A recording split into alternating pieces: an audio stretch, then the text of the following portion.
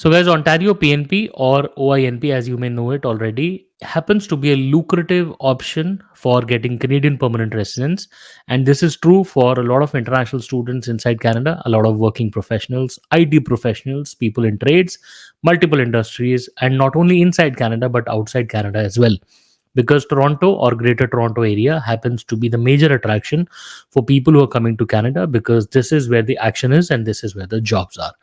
So, in this video today, we will talk about all the steps to follow, or basically the steps to apply when it comes to OINP or Ontario PNP. And we will be explaining, especially with related to employer job offer, the three streams where people get to apply in most of the times.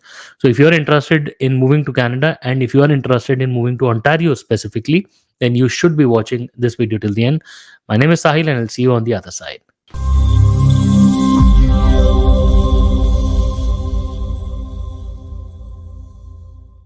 So, guys, welcome back once again. My name is Sahil, and I'm a regulated Canadian immigration consultant, and I practice here in Ontario. My office is here. If you have to get in touch with me, my number is on the screen, and the details are there in the description box. More than happy to speak with you. Before we proceed any further, please make sure that you hit the subscribe button and the bell icon, because we talk a lot about Canadian immigration. And if you are an aspirant of moving to Canada, then this is the channel that you must be subscribed to all the time. So, guys, we are discussing the very important topic of Ontario PNP, because a lot of people who are inside Canada, and in fact, most of the people who are outside Canada, usually would want to move towards the province of Ontario, because the number of jobs, the number of people, the communities, and the opportunities here are by far more than the other provinces, and by obviously because the population is here mostly. um, Having said that, because the landscape of Canadian immigration with relation to permanent residence through the federal program has gotten more complex by the day, people are slowly, or rather quickly, drifting towards the options of getting PNPs. And by and large, Ontario PNP happens to be of most interest, because like I said, people really are interested in moving towards Ontario. So we will be talking about the steps to apply, but before that, I think we should have a look at what all programs does OINP have in its kitty to offer to you. First of all, if you look at Ontario PNP, the number of streams are a couple of them. We would be explaining the top three with respect to today's video. The first one will be foreign worker stream, second will be the international student stream, and third will be the in-demand skill stream. These are the three of most interest today. Apart from this, if you don't have a job offer, then you would be interested in either the master's graduate stream if you've graduated from a relevant degree in Ontario, or a PhD graduate stream. Apart from this, you have the express entry based streams of human capital priorities, the skilled trade stream, and the French speaking skilled worker stream. These three streams also do not require any job offer. So again, if you get an interest notification of interest, or say in provincial territorial interest letter in your express entry profile, then these three streams are the ones that you should be focusing on. Apart from this, today's video, like I said, we will be mostly focusing on the employer job offer stream, which includes the foreign worker stream and the other ones. Broadly speaking, to apply for OINP under the three streams. So everything that we discuss will be related to these three streams only. So whenever I say the word OINP, so by default you can understand that I'm referring to these three.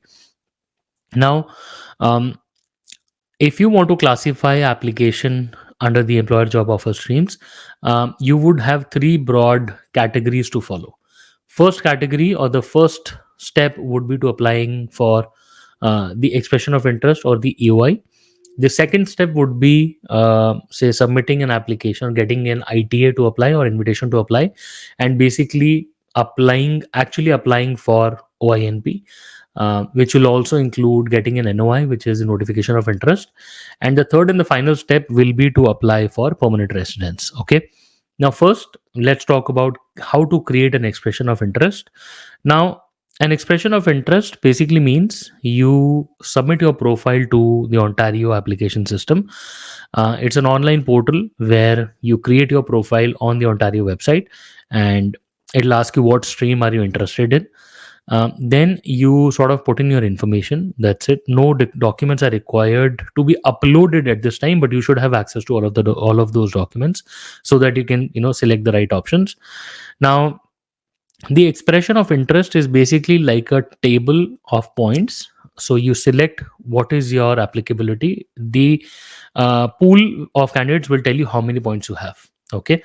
So after you get those points, you're placed in a pool of candidates, and there is where you wait. Okay. Now, the EOI points of Ontario are based on a couple of factors. For example, what is your language level, whether you have English or French.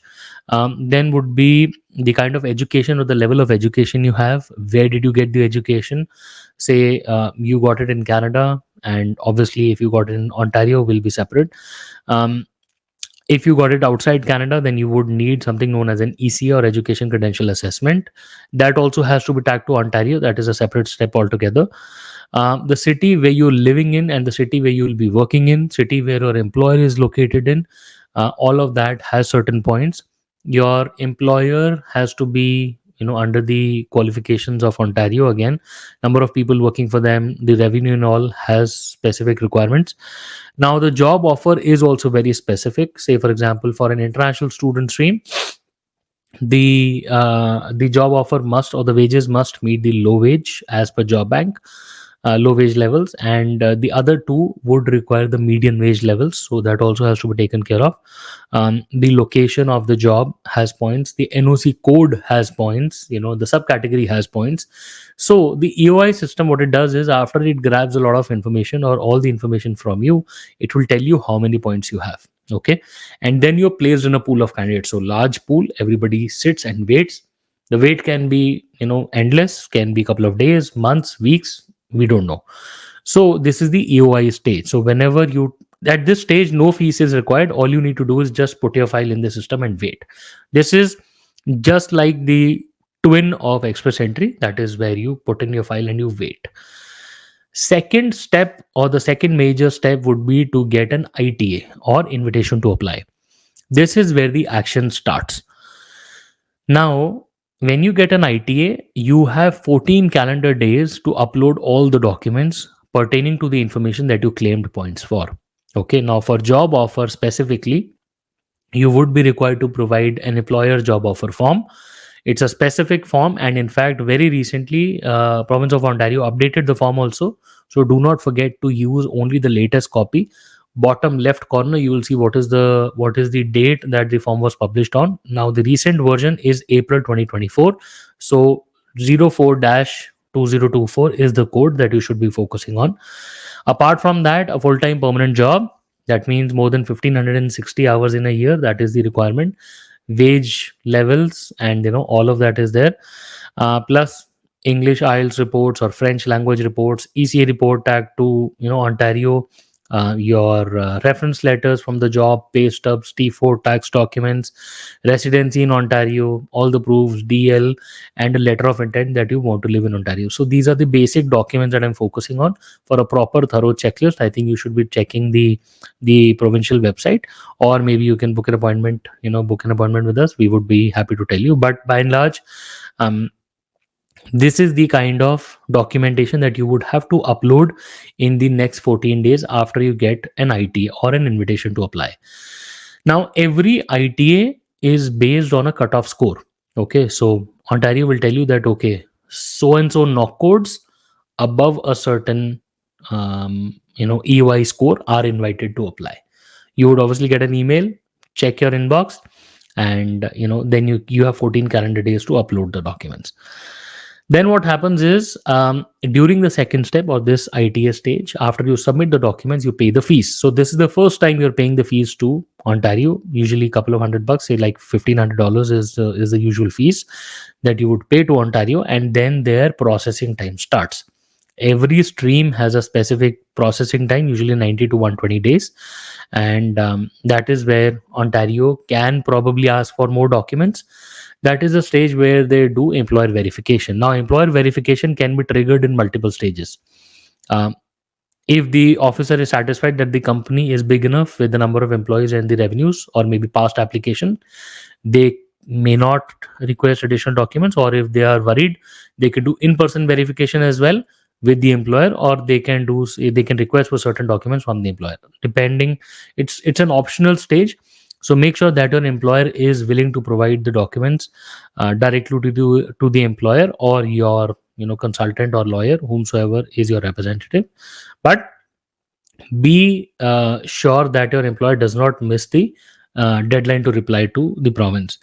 um, After after the province is happy with the processing, after they complete the processing, they will send you a certificate, which is the notification of interest. So that basically means that your PNP is confirmed. Okay, so that is the second step, that is confirmed, that says NOI is done. You have a certificate from Ontario. You can use this certificate to apply for your PR. So then comes the PR stage. And that is the stage usually when you would want to apply for a BOWP. The letter will tell you how and when you would want to apply. Please be sure that your employment conditions remain constant after this stage. If any changes happen to your employment, for example, hours, working hours, wages, employer name, conditions of your employment, if anything changes, all those changes have to be reported to the province of Ontario and has to be taken care of. Okay. If there are any changes, you can let them know, and you can then discuss with the provincial officer pertaining to your profile. But yes, your conditions of employment have to be consistent. You cannot just leave the job and be on your own. You can't do that. Then comes the third stage of application for PR. Now, this is not an express entry based application. This is basically the online application system, which is, say, for example, the portal that you would use for your, say, spousal sponsorship. That portal, or that PR portal, it is an online portal but has a processing timeline of approximately 12 months. Right now, 8 to 12 months is the average time, but expect a processing timeline of 12 months after these employer job offer streams get access to you. And once the immigration department is processing your file, medicals will come into picture, biometrics will come into picture, obviously your education documents, proof that you are eligible for this PNP, everything has to be uploaded. So all the forms, tons of forms are there. But that is the stage when you apply for PNP based permanent residence through the online portal. This is pretty much the entire length and breadth of OINP. And like I said, this is a non-express entry based application system. Let me just quickly show you once again. Um, Out of all the streams that they have, these are the streams that we were referring to. These will not require express entry, but you have to apply for them specially, separately on the provincial website. Create an EOI, wait for an ITA. Once you get an ITA, upload documents in 14 calendar days. Then let Ontario process your file. And once the processing is done, then you will get an NOI, which is notification of interest. Then you apply for PR through the online application system. Guys, I hope the video today gave you a lot of important information if you've been willing to apply for Ontario PNP.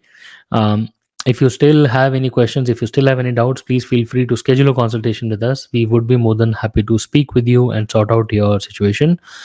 If you haven't subscribed to the channel yet, please be sure to subscribe to the channel, hit the like button, and the sharing of the video with your friends will also be very helpful to us. I hope you got something useful from the video today. I wish you all the best, and I really hope to see you soon in Canada. All the best.